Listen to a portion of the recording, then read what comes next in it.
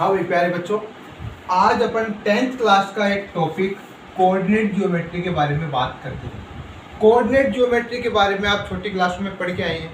Coordinate क्या होते हैं? देखो, सबसे पहले बात करते हैं कोऑर्डिनेट्स के बारे में।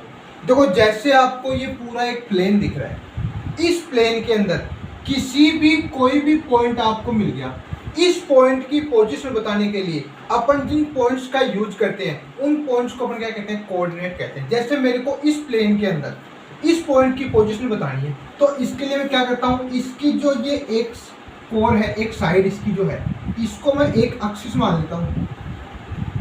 ये एक एक्सिस हो गई, मान लो यही था कि प्लेन था, और एक मैं इसको मान लेता हूँ। ठीक है, तो देखो अब यहाँ से मैं एक एक सेंटीमीटर के या कोई भी स्केल लेकर 2 सेंटीमीटर बराबर, 2 यूनिट बराबर 1 सेंटीमीटर, कुछ भी लेकर इस प्रकार इसके अंदर मैं पॉइंट डिनोट कर लेता हूँ। ठीक है, फिर मैं यहाँ से देखता हूँ कि यहाँ से ये कितना है, फिर मैं यहाँ से देखता ये कितना है, फिर यहाँ पर जो मान लो यहाँ तक ये 1 था, ये 2 था, ये 3 था, ये 4 था, ये 5 था, ये 6 था, ऐसे ही ये 1 2 3 4 5 6 और 7। तो मैंने देखा कि यहाँ पर कितना है, 6 है, यानी जो हॉरिजॉन्टल लाइन मिल रही है उस पर 6 है, और जो वर्टिकल मिल रही है उस पर कितना है, 7 है। तो इसके ये पॉइंट, यानी इस किसी भी प्लेन पर किसी भी पॉइंट की पोजीशन शो करने के लिए जो पॉइंट्स अपन काम में लेते हैं, उन पॉइंट्स को अपन क्या कहते हैं? कोऑर्डिनेट कहते हैं। देखो, इसके बारे में अपन पूरी बातें करते हैं। सबसे पहले जब अपन बात करते हैं, देखो कोई भी प्लेन होता है उसमें 2 एक्सिस होते हैं, एक तो वर्टिकल लाइन होती है और एक आपके पास हॉरिजॉन्टल लाइन होती है। इस वर्टिकल लाइन को अपन कहते हैं वाई एक्सिस, और जो हॉरिजॉन्टल लाइन आपके पास होती है इसको अपन कहते हैं एक्स एक्सिस। ठीक है, और जहां पर ये वर्टिकल और हॉरिजॉन्टल लाइन एक दूसरे को इंटरसेक्ट करती है उसको अपन कहते हैं उसका ओरिजिन। ये वर्टिकल और हॉरिजॉन्टल लाइन हमेशा एक दूसरे की क्या होती है? परपेंडिकुलर होती है। ठीक है, अब इसके बाद जो ओरिजिन होता है, ये पॉइंट, इसको अपन नंबर लाइंस के हिसाब से या फिर इस प्लेन के हिसाब से 0 0 डिनोट किया जाता है। मतलब यहाँ पर एक्स की वैल्यू भी 0 होती है और वाई की वैल्यू भी 0 होती है। सारी बातें आप छोटी क्लास में पढ़ के आए हैं। अब वाई एक्स एक्सिस के ऊपर अपन जब राइट साइड में चलते हैं तो वैल्यू क्या होती है? पॉजिटिव। 1 2 3 4 5 6 7 आगे तक चलता हुआ जाता है। अगर लेफ्ट साइड की बात करें तो इधर होती है वैल्यू नेगेटिव, -1 -2 -3 -4 -5 -6। वाई एक्सिस पे ऊपर की तरफ क्या होता है? पॉजिटिव। 1 2 3 4 5। नीचे की तरफ होता है नेगेटिव, -1 -2 -3 -4 -5। इस प्रकार होता है। ठीक है, अब इसके अंदर आपको कहीं भी ये कह दे कि जैसे आपको एक पॉइंट यहाँ पे दे दिया और कहा कि इस पॉइंट का कोऑर्डिनेट बताओ कितना होगा, तो आप देखेंगे कि ये जो पॉइंट आपको दिया है ये इस एक्स एक्सिस पे कितना है। तो देखने में पता चल रहा है अपने को कि एक्स एक्सिस पे कितना है, 3, तो अपन लिखेंगे 3। और फिर अपन देखेंगे वाई एक्सिस पे कितना है, 4, तो अपन लिखेंगे 4। तो इस पॉइंट का कोऑर्डिनेट कितना हो गया? 3 4। देखो, ये जो एक्सिस है, एक्स एक्सिस और वाई एक्सिस, इसने इस पूरे प्लेन को 4 पार्ट्स में डिवाइड कर दिया। तो ये जो चारों पार्ट्स होते हैं, ये तो होता है फर्स्ट क्वाड्रेंट, ये होता है सेकंड क्वाड्रेंट, ये होता है थर्ड क्वाड्रेंट, और ये होता है आपके पास फोर्थ क्वाड्रेंट। देखो, अगर आप ध्यान से देखो तो देखो, जब भी कोऑर्डिनेट लिखा जाता है तो पहले एक्स पर उसकी पोजीशन लिखी जाती है और फिर वाई पर उसकी पोजीशन लिखी जाती है। तो आप देखेंगे तो फर्स्ट क्वाड्रेंट में देखो एक्स हमेशा क्या होता है? पॉजिटिव होता है, और वाई भी कैसा होता है? पॉजिटिव होता है। जब सेकंड क्वाड्रेंट की बात करेंगे तो देखो, पहले एक्स की वैल्यू लिखनी होती है अपने को, तो एक्स क्या होता है सेकंड क्वाड्रेंट में? नेगेटिव होता है, और वाई कैसा होता है? पॉजिटिव। यानी सेकंड क्वाड्रेंट जब भी आपको मिलेगा तो पहली वैल्यू माइनस की और दूसरी वैल्यू प्लस की आपको मिलेगी। थर्ड क्वाड्रेंट में आप देखोगे तो एक्स भी नेगेटिव है और वाई भी क्या है? नेगेटिव आपके पास है। चौथे क्वाड्रेंट में जब आप बात करोगे तो आपके पास अक्स पॉजिटिव आएगा और वाई कैसा आएगा, नेगेटिव आपके पास आएगा। तो सबसे पहली बात अपने को पता चल गया कि जो एक प्लेन को 4 पार्ट्स में अपन डिवाइड करते हैं तो उसके अंदर 4 पार्ट बनते हैं, उनको अपन क्या कहते हैं, first quadrant, second quadrant, third quadrant और फोर्थ क्वाड्रेंट। उसके बाद अपने को पता चला कि कौन से क्वाड्रेंट में कैसी वैल्यू आती है, ठीक है। अब उसके बाद अपन बात करें कि किसी भी पॉइंट की पोजीशन बताने के लिए, जैसे अपन ने ये पॉइंट दिया अपने को और कहा कि इसका कोऑर्डिनेट कितना, तो अपन ने इसको देखा अक्ष पर कितना था, ये 3 था, फिर अपन ने वाई पर देखा ये कितना है, 4 है। जैसे मान लो एक पॉइंट मेरे को यहाँ पर इस प्रकार मिल गया, ये पॉइंट मिल गया मेरे को बी, ठीक है, और कहते हैं मेरे को इस बी का पोजीशन बताओ कितनी होगी। तो इसके लिए सबसे पहले मैं ये -5, मेरे को वाई से पहले लेना देना नहीं है, मेरे को किससे लेना देना है, अक्ष से। तो मैंने अक्ष पर देखा ये पॉइंट कितना है, 7, तो अक्ष पर हो गया 7, और वाई पर देखा कितना है, -5, तो इस पॉइंट का कोऑर्डिनेट कितना हो गया, -5। तो इस प्रकार अपन बता सकते हैं कि इसका कोऑर्डिनेट कितना हो गया, 7 और -5। कोई मेरे को ये कह दे कि एक पॉइंट दिया आपको -2 और -3 और कह दिया इसको डिनोट करके दिखाओ कि सबसे पहले मेरे को पूछ ले कि ये कौन से क्वाड्रेंट में आएगा। तो देखो यहाँ पर आपने देखा कि अक्ष की वैल्यू भी नेगेटिव है और वाई की वैल्यू भी नेगेटिव है। तो ऐसा कौन सा क्वाड्रेंट है जिसके अंदर अक्ष भी नेगेटिव होता है और वाई भी नेगेटिव होता है। तो आपने जब देखा था शुरुआत में तो आपने थर्ड क्वाड्रेंट में देखा था कि अक्ष भी नेगेटिव था और वाई भी नेगेटिव है, तो यानी थर्ड क्वाड्रेंट के अंदर आएगा। पहली बात तो अपने को पता चल गई। फिर अगले ने कहा कि अक्ष की वैल्यू, देखो जब भी कोऑर्डिनेट लिखा होता है तो हमेशा अक्ष वाई की फॉर्म में लिखा होता है और हमेशा इसको ब्रैकेट में लिखा जाता है, कोऑर्डिनेट हमेशा ब्रैकेट में लिखे जाते हैं। तो यहाँ से अपन देखेंगे कि अक्ष कितना है आपके लिए, -2। तो देखो अक्ष -2, तो देखो जब भी अक्ष की वैल्यू आपको देखी जाती है तो अक्ष की जो वैल्यू होती है वो हमेशा वाई के क्या होती है, पैरेलल होती है। अक्ष इक्वल ए, मान लो आपको दे रखा अक्ष इक्वल ए, तो इसका मतलब ए पर जैसे आपको दिया अक्ष इक्वल -2, मतलब -2 पर अक्ष की वैल्यू -2 पर y के क्या होगी, पैरेलल, यानी -2 के पैरेलल होने का मतलब क्या हो गया कि इस पूरी लाइन के ऊपर अक्ष की वैल्यू क्या होगी, -2 होगी। यानी इस लाइन पर कहीं भी मैं ले लूं, चाहे मैं यहाँ लूंगा तब भी x की वैल्यू -2 रहेगी, मैं यहाँ कोई पॉइंट लूंगा तब भी वो -2 रहेगा, यहाँ भी -2 रहेगा, यानी इसके ऊपर हमेशा क्या रहेगा, x की वैल्यू -2 रहेगी। फिर अगले ने कहा y इक्वल -3, तो y इक्वल अगर -3 दे रखा है यानी x बराबर a जो होता है वो क्या होता है, parallel to y axis.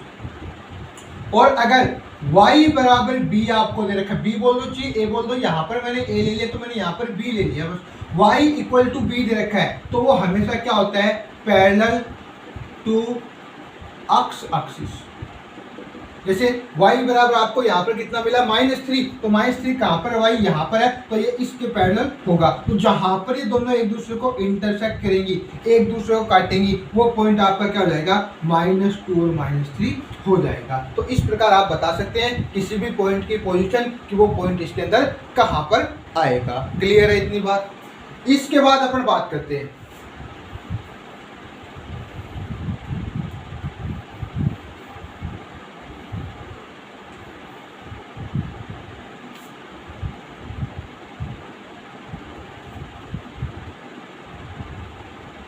distance of point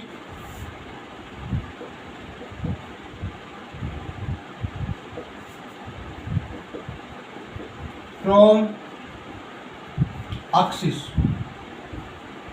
देखो किसी भी पॉइंट आपको दे दे और फिर आपसे कह दे कि उसका अक्ष एक्सिस से डिस्टेंस कितना होगा। तो देखो जैसे आपको एक पॉइंट दे दिया 3, 2 और कहा कि फाइंड डिस्टेंस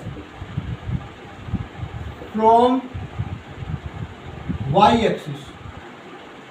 देखो आपको 3, 2 पॉइंट दिया और कहा find distance from y axis. तो इसके लिए आप क्या करेंगे, आप सबसे पहले इसको समझते हैं कि बात क्या करना चाह रहा है। तो सबसे पहले समझने के लिए अपन इस पॉइंट को इस ग्राफ में प्लॉट करते हैं। देखो 3, 2 अक्ष की वैल्यू 3, मतलब इस यहाँ पे लाइन आएगी और y की वैल्यू 2, तो देखो ये पॉइंट लगभग यहाँ पे आएगा क्या, 3, 2 अक्ष पर 3 है और y पर 2 है। अब आपको इसका डिस्टेंस किससे पूछा, वाई एक्सिस से, तो वाई एक्सिस कौन सी है, ये है। तो यहां से डिस्टेंस हमेशा परपेंडिकुलर होता है, एकदम सीधा डिस्टेंस। तो मेरे को ये दूरी देखनी है कि ये कितनी है, ठीक है। तो ये दूरी किसके बराबर होगी, ये जो जितना ये गैप है, जितनी ये दूरी है उतनी ही ये दूरी होगी क्या। तो देखो ये कितना है, 3 यूनिट है क्या आपके पास। तो आपके बात क्या समझ में आई कि जब आपसे वाई एक्सिस का डिस्टेंस पूछता है तो आप किसकी वैल्यू पूछोगे, बराबर यानी किसका कोऑर्डिनेट बताओगे, अक्ष का कोऑर्डिनेट उसका आंसर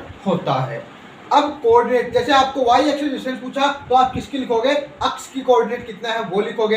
अगर आपको पूछ लेता अक्ष एक्सिस डिस्टेंस, तो अक्ष एक्सिस ये है तो इससे डिस्टेंस, ये डिस्टेंस है क्या इसका, तो ये कितना था 2, तो आपने किसकी वैल्यू लिखी, y की। मतलब जब आपसे अक्ष एक्सिस का डिस्टेंस पूछे तो आप y की वैल्यू बताएंगे, और जब आपसे y एक्सिस का डिस्टेंस पूछे तो आप अक्ष की वैल्यू बताएंगे। लेकिन मान लो आपको एक क्वेश्चन इस प्रकार दे दिया -3 और -2, और फिर कह दिया फाइंड डिस्टेंस फ्रॉम अक्ष एक्सिस, फाइंड डिस्टेंस फ्रॉम अक्ष एक्सिस। तो अभी अपन ने बात की थी कि जब अक्ष एक्सिस से डिस्टेंस पूछे तो आप y की वैल्यू लिखेंगे, और जब आपसे y एक्सिस का डिस्टेंस पूछे तब आप अक्ष की वैल्यू लिखेंगे। तो आपका अक्ष एक्सिस से डिस्टेंस पूछा है तो अब आपके पास हिसाब से आप क्या लिखोगे, -2 लिखोगे। लेकिन distance is always positive, distance is always positive, यानी डिस्टेंस हमेशा धनात्मक होता है, पॉजिटिव होता है, यानी डिस्टेंस को आप कभी भी नेगेटिव नहीं कर सकते। मतलब आप यहाँ पर -2 नहीं लिख सकते, आप यहाँ पर क्या लिखोगे 2 यूनिट या 2 जो भी आपको इकाई दे रखी है वो आप लिख सकते हैं। यानी जब भी डिस्टेंस नेगेटिव आए तो उसको आप ऑटोमेटिक किसमें चेंज कर दोगे, पॉजिटिव में चेंज कर सकते हो। डिस्टेंस कभी भी नेगेटिव नहीं हो सकता। इतनी बात क्लियर है। अब इसके बाद अभी आपने क्या देखा कि एक एक्सिस और एक पॉइंट के बीच का डिस्टेंस आपने देखा। अब इसके बाद मैं बात करता हूं कि कोई 2 पॉइंट आपको इस प्रकार मिले कि वो अक्ष एक्सिस या वाई एक्सिस के पैरेलल हो। जैसे आपको एक पॉइंट ये मिल गया 2 2, और एक मिल गया आपको 6 2। ये क्या है, इस अक्ष एक्सिस के पैरेलल है, क्योंकि यहाँ पर ये जो गैप है वो और ये गैप है वो दोनों क्या है, बराबर। यहाँ भी 2 है और यहाँ भी क्या है 2 है। तो यानी ये तो 2 पॉइंट हैं, ये किसके पैरेलल हो गए, अक्ष एक्सिस के पैरेलल हो गए। तो अब इन दोनों पॉइंट्स के बीच का डिस्टेंस आपको निकालना है। तो इनके बीच का देखो डिस्टेंस कैसे निकलेगा, इस पूरे डिस्टेंस में से अगर मैं ये माइनस कर दूं तो आपके पास ये डिस्टेंस बच जाएगा क्या। तो देखो ये पूरा कितना है 6 है और ये कितना है 2 है। तो आपके बीच में डिस्टेंस कितना आ गया, आपको 4 यूनिट मिल गया क्या। ठीक है। अगर देखो मान लो ये पॉइंट यहां पर ना होकर, मान लो एक पॉइंट तो यहां पर ये 6 2 है और एक पॉइंट होता है यहां पर -3 और 2, इन दोनों पॉइंट्स के बीच का डिस्टेंस आपको निकालना होता। तब उसके लिए आप क्या करते हैं, ये अभी जो अपन बात कर रहे हैं वो पॉइंट या तो अक्ष एक्सिस के पैरेलल है या वाई एक्सिस, यानी ये दोनों लाइनें कैसी है, एकदम पैरेलल लाइनें हैं। तो देखो इनके बीच का डिस्टेंस निकालता मैं, तो देखो ये डिस्टेंस कितना हो गया, यहाँ से यहाँ तक का 6 हो गया और यहाँ से यहाँ तक कितना हो गया 3 हो गया। तभी डिस्टेंस मैं 6 - 3 नहीं करता, क्योंकि डिस्टेंस कभी भी नेगेटिव नहीं हो सकता। तो ये डिस्टेंस कितना है, यहाँ से 6 है और यहाँ से कितना है 3, तो पूरा डिस्टेंस कितना हो गया इनके बीच में 9 यूनिट हो गया क्या आपके लिए। क्लियर है इतनी बात। अब देखो मान लो ऐसा होता, ये तो मैंने एक्स एक्सिस के पैरेलल की बात की थी। अगर मैं बात करता वाई एक्सिस के पैरेलल, मान लो एक पॉइंट आपको यहाँ पे मिलता 3 5 और एक पॉइंट मिलता आपको यहाँ पर 3 और -2। ठीक है। देखो इनके बीच का डिस्टेंस देखता मैं, तो देखो ये डिस्टेंस कितना आपके पास 5 और ये कितना आपके पास -2 आ रहा, मतलब डिस्टेंस कितना हो गया 2 हो गया। तो कितना यूनिट डिस्टेंस हो गया इनके बीच में, 7 यूनिट डिस्टेंस इन दोनों पॉइंट्स के बीच में हो गया। इस प्रकार आपको बातें करनी है जब आपकी पॉइंट आपको अक्ष एक्सिस या वाई एक्सिस के पैरेलल आपको दे रखा हो, यानी अक्ष एक्सिस और वाई एक्सिस के पैरेलल जब हो तब इतना काम अपन कर सकते हैं। अब इसके अलावा आपको ऐसे 2 पॉइंट्स मिलेंगे ऐसे दो पॉइंट्स मिलेंगे जो ना तो एक्स एक्सिस के पैरेलल हैं और ना ही वाई एक्सिस के पैरेलल हैं। मानो एक पॉइंट आपको ये दे दिया, इसको मैं मान लेता हूं x1 y1, ठीक है, और दूसरा पॉइंट मान लो आपको ये दे दिया, इसको मान लेता हूं मैं x2 y2। अब मेरे को कोई कह दे कि इन दोनों पॉइंट्स के बीच का डिस्टेंस मेरे को निकालो, ये A था, ये B था, ठीक है। अब देखो इसके अंदर जो अब तक अपन ने पढ़ा है वो पूरा इसके अंदर एक साथ काम में आने वाली बात है। देखो कैसे अपन इसका डिस्टेंस का फॉर्मूला क्रिएट करने की कोशिश करते हैं। देखो सबसे पहले मेरे को ये दो पॉइंट दे रखे थे, इनको ज्वाइन करके मैंने एक लाइन बनाई और इस लाइन का डिस्टेंस मेरे को निकालना है, लाइन कितनी लंबी है। तो इसके लिए मैंने क्या किया, यहां से एक परपेंडिकुलर डाला, ठीक है, और यहां से इसके ऊपर परपेंडिकुलर डाला, ठीक है। तो ये जो दोनों आपस में एक दूसरे को काट गए, परपेंडिकुलर थे तो 90 पे काटेंगे, तो इसको मैंने कोई नाम दे दिया C पॉइंट, ठीक है।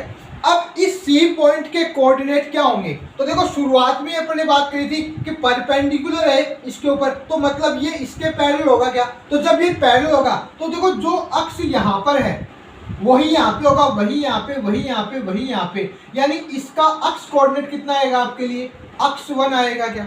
जो इसका A का x1 था तो इस C का भी कितना होगा, x1 ही होगा। क्यों, क्योंकि इस पूरी लाइन के ऊपर अक्ष क्या रहेगा, सेम रहेगा, ठीक है। इनको भूल जाओ एक बार, मान लेता हूँ ये क्या था, अपना x1 था, ठीक है।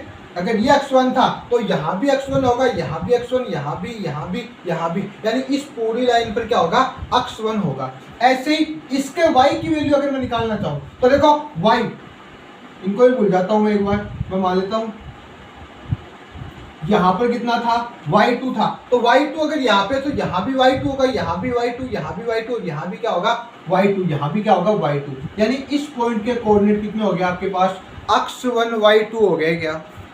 जहां तक बात क्लियर है। अब देखो आपके पास इस प्रकार का ट्रायंगल बन चुका है और इस के तीनों कोऑर्डिनेट आपको पता चल चुके हैं। अब इसके बाद ये एक ABC is a right angle triangle. ABC एक राइट एंगल ट्रायंगल हो, क्योंकि इसमें एंगल C जो था वो कैसा बन गया था, 90 डिग्री बन गया था। तो अगर कोई ट्रायंगल राइट एंगल ट्रायंगल होता है तो ये किसको सेटिस्फाइड करेगा, पाइथागोरस थ्योरम को सेटिस्फाइड करेगा। तो पाइथागोरस थ्योरम क्या होती है कि हाइपोटेन्यूज का स्क्वायर, हाइपोटेन्यूज कौन सी होती है, 90 के ऑपोजिट साइड, तो कौन सी साइड हो गई, AB।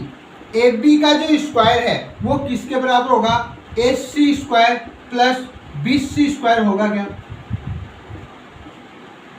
अब देखो जो अपना प्लेन था इस प्रकार था, तो देखो आपको एक तो AC चाहिए और एक आपको क्या चाहिए, BC चाहिए। तो देखो AC कब आएगी, जब इस y1 में से पूरा कितना है, y1, इसमें से क्या माइनस कर दूं मैं, y2 माइनस कर दूं, तो अपने पास किसकी वैल्यू आ जाएगी, AC। यानी y1 इस पूरे में से कितना था, ये पूरा y1 था, इसमें से मैंने क्या माइनस कर दिया, ये y2 माइनस कर दिया, तो आपके पास ये AC बच गया, नहीं बच गया, यानी हो गया y1 माइनस y2 का होल स्क्वायर प्लस। अब ऐसे ही आपके पास यहाँ से ये डिस्टेंस कब आएगा, जब आप इस अक्ष 2 में से अक्ष 1 ये वाला माइनस कर दोगे, तो क्या आपके पास BC बच जाएगा क्या, यानी ये क्या बन गया आपके लिए, अक्ष 2 माइनस अक्ष 1 का होल स्क्वायर। किसकी वैल्यू आ गई आपके पास, AB स्क्वायर की।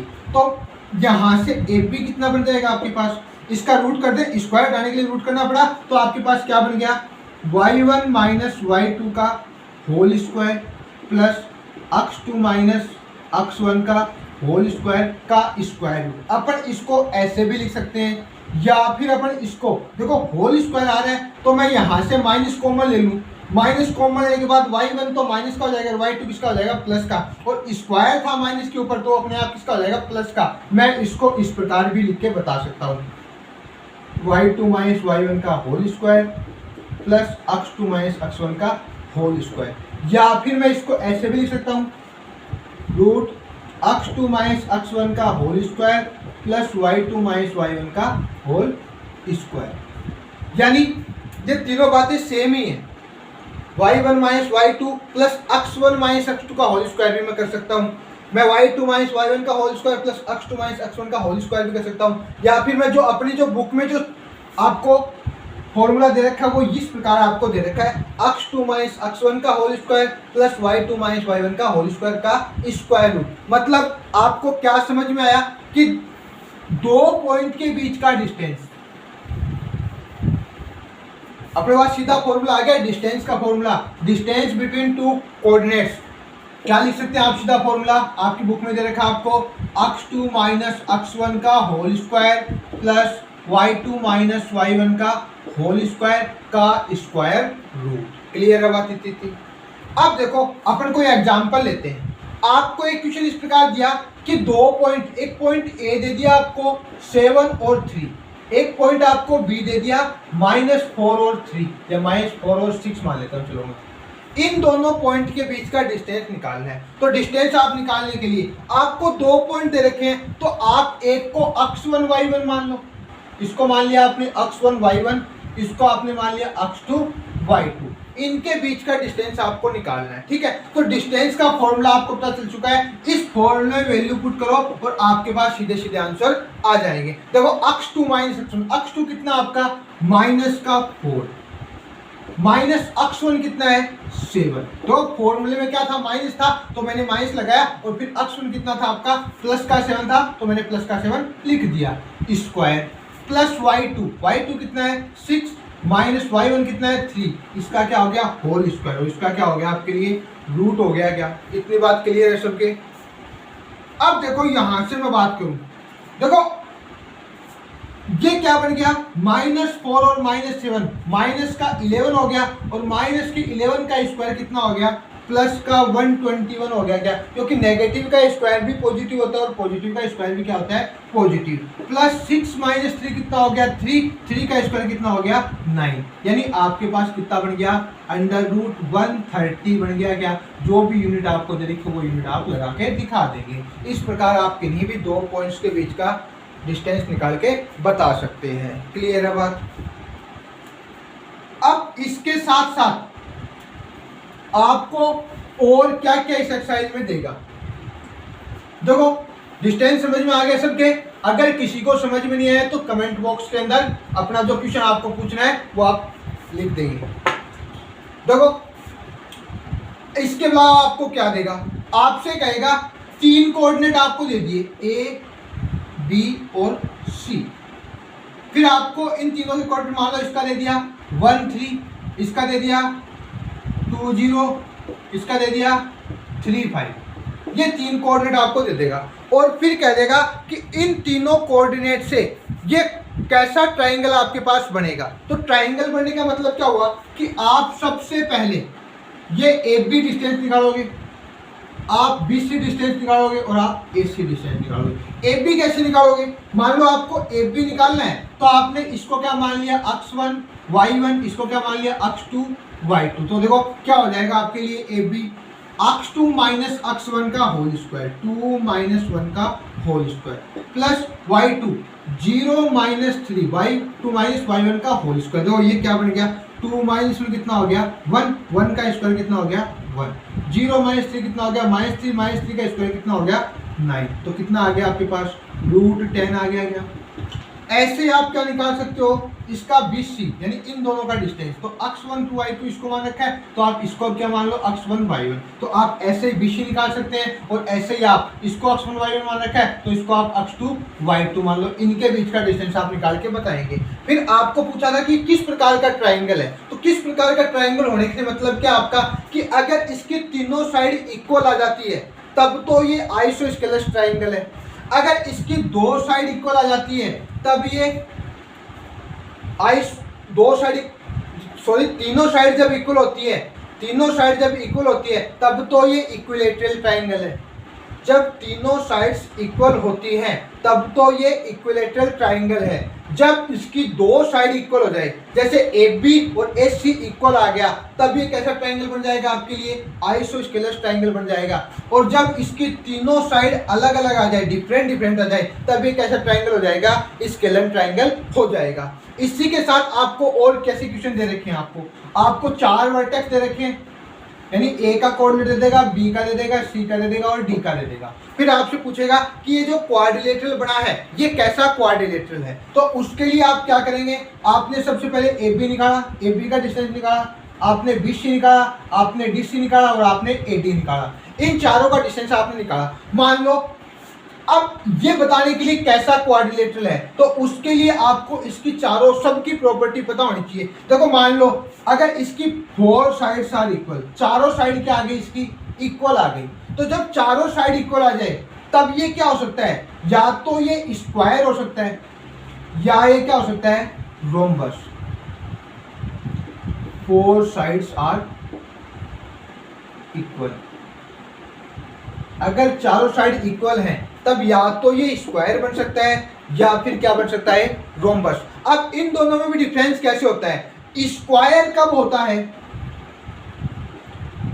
बोथ डायगोनल आर इक्वल, यानी जो मैं डायगोनल निकालूंगा इसका, ये एच निकाला और ये बी डी निकाला, अगर एच सी और बी डी आपस में दोनों बराबर आ गए, ये साइड्स के बराबर नहीं आएंगे, एच सी और बी डी दोनों आपस में बराबर आएंगे। तो ऐसा जब भी होता है, डायगोनल बराबर हो जाते हैं तब तो वो स्क्वायर हो जाता है, और अगर डायगोनल इक्वल नहीं होते तब वो क्या हो जाता है? रोम्बस हो जाता है। मान लो इसकी ऑपोजिट साइड्स बराबर आ गई, ये इसके बराबर आ गया और ये इसके बराबर। जब ऑपोजिट साइड बराबर होती है तब या तो ये क्या हो सकता है?